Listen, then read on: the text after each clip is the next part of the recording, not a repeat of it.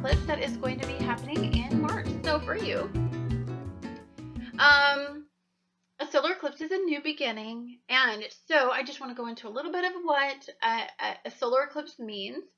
So the solar eclipse is when the moon passes between the sun and the earth and prevents your sun from shining.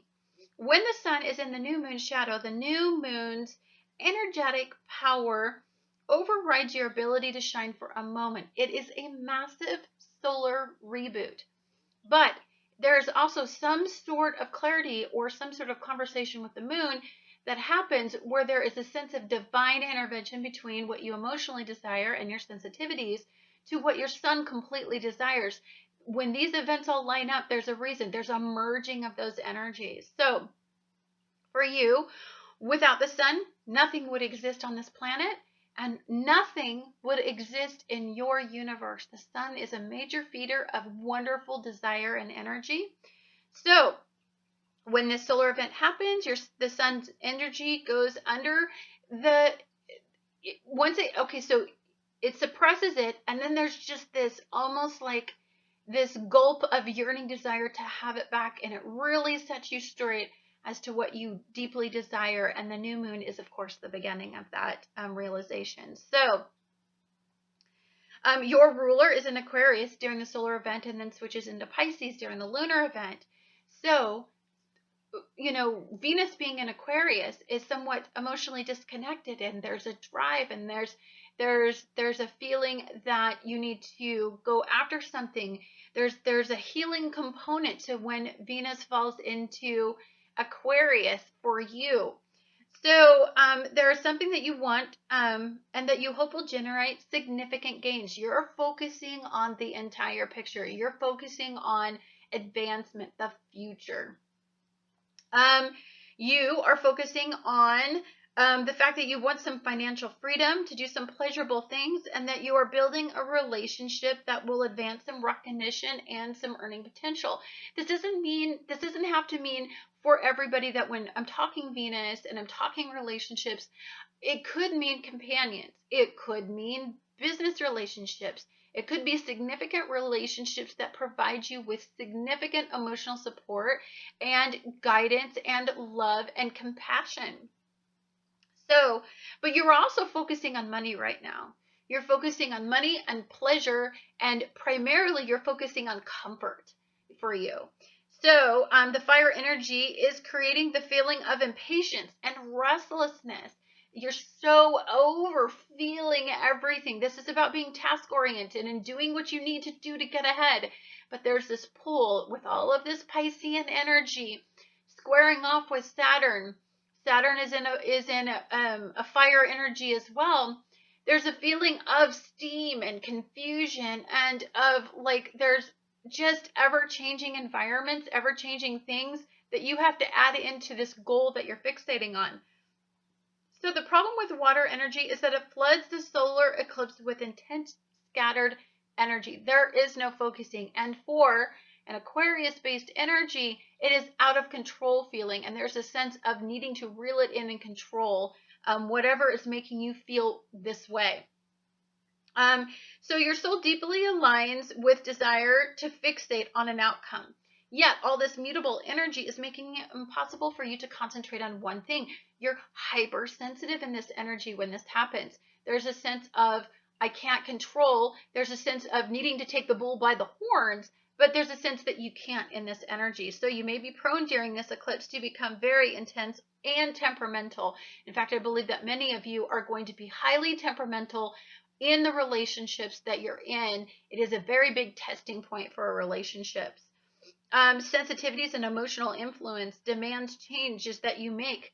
And when it demands this changes, there is a sense of interference for you and lack of focus, and that just makes the bull mad. It makes the bull feel like it's in a pen, and it needs to be released and have the control that it wants over the entire arena. So, special messages from the universe during this eclipse season. Sorry, my nose always itches when I start talking about energy. It is time to connect your abilities with your intuition and decipher your next move. you may be fixating on the wrong energy. So where you were fixating on a fire-based resolution, you might want to fixate on more of a water-based resolution to really pull this energy out of that square with Saturn, and for Saturn not to be throwing up obstacle after obstacle, forcing you to rely on your intuition. Aries energy is coming and will give you the new beginning you have deeply tried to focus on. You need to tie up something that blocks your energy deep within your soul. So there is something that you need that you're succumbing to. It's a place of suffering. It's a place where there's an energy block. And until you figure out what that is, and I'm sure as you are pinned down by this energy and you are caught between fire energy and you're caught between water-based energy, there's a sense of accountability. There's a sense of deal, reality. This is where you're blocked. This is why you're not experiencing progression. And there's a sense of let's heal this and flush this out of your life so that you can get on with bigger and better ideas, new beginnings. So you may have suppressed what you deeply desire and aligned decisions with what makes sense logically. Perhaps you're staying in a relationship that logically makes sense, but you do not feel love and passion for this person. Or that there is a sense of you're preoccupied and there's too much water energy and you're not focusing on moving forward enough. So there's a sense either way that there's an imbalance in the energy. That is the difference between Pisces and Jupiter's energy, especially when Jupiter is not in a great mood during this eclipse and this whole entire eclipse season, and neither is Saturn. There's a sense of stabilization, the big picture. Come on, guys. You can't just focus on one area. You can't just focus on pure pleasure and emotional disconnection, and you can't just focus on the flood of emotion and the lack of focus. So I believe that hope and faith will, and the belief that there's a bigger plan that you can't understand right now because of mutable energy. What has happened is you're a piece of clay and a bunch of water energy got thrown on it and it just watered it down and lost its shape. So you are in a major state of transformation during this eclipse season. The new beginning. How do you understand and interpret all this and this energy? Well, you're at the end of the zodiac's energy, and Pisces rules that last house of energy.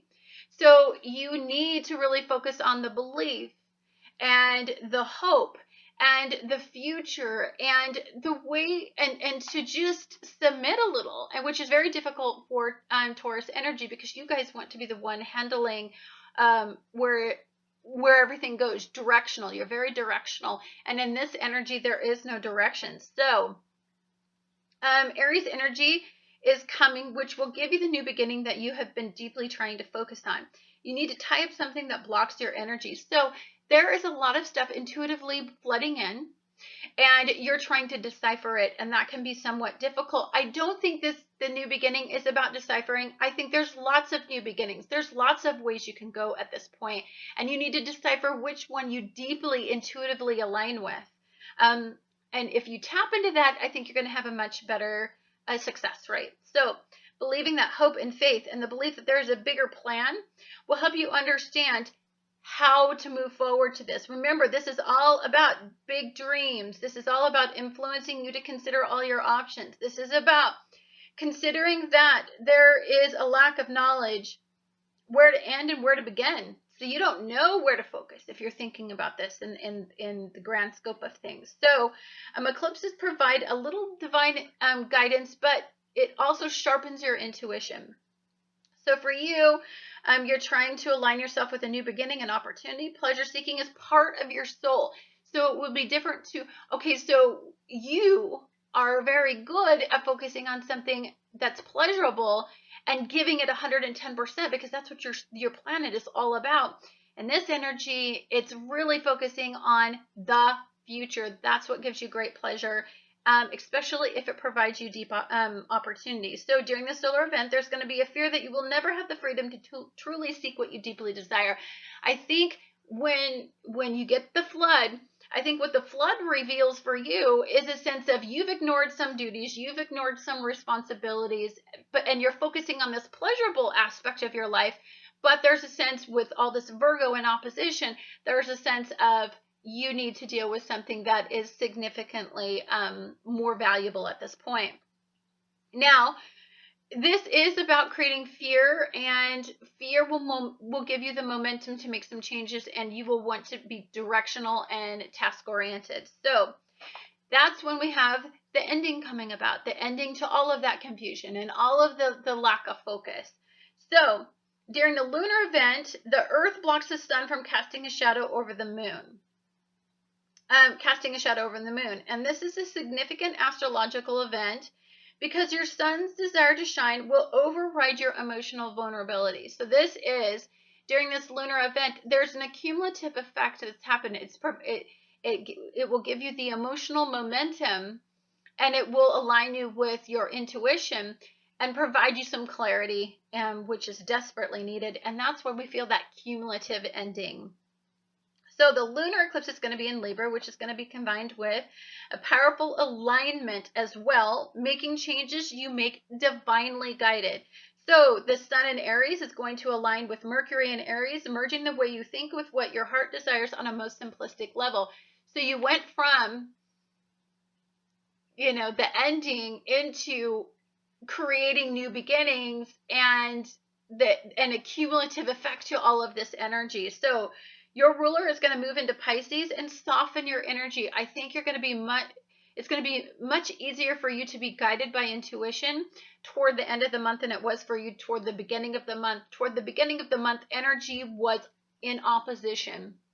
Toward the end of the month, your ruler slips into Pisces, which eases the tension for you. So when your ruler experiences the energy, there's a lovely flow of energy that magnifies hope and optimism, faith that you are making all of the right decisions, and that you're provided with expansive opportunity. I feel deeply like you are moving away from the past and excited in an almost childlike level for the future. Your desire and the vision that you have for the future is becoming crystal clear. In this particular energy, you are absolutely defining needs and wants at a very simplistic level, and all of this is going to be what pleases you. So there's a sense of an ending to a freedom that you used to value. So I think there's also a redirection. You're realigning. There's that sense of an ending of just directionless energy to, I know what I want. I know who I want. I know who I want to take into my future. I know the partnerships I want to align with. I know, and this is all intuitively based as well. And you feel that there's some sort of divine guidance trying to tell you who to align with at that same point. And what this is going to do is possibly outweigh the fear of losing your freedom. I think before this was about resisting the need that you need somebody to move forward, that there is a sense of companionships, unity, power in numbers. You were resisting that. And I think now you're completely and utterly submitting to the fact that beauty can be found in numbers. Anyhow, guys, thank you so much for watching Annette's Astrology Corner, and I look forward to talking to you guys again on the next astrological event.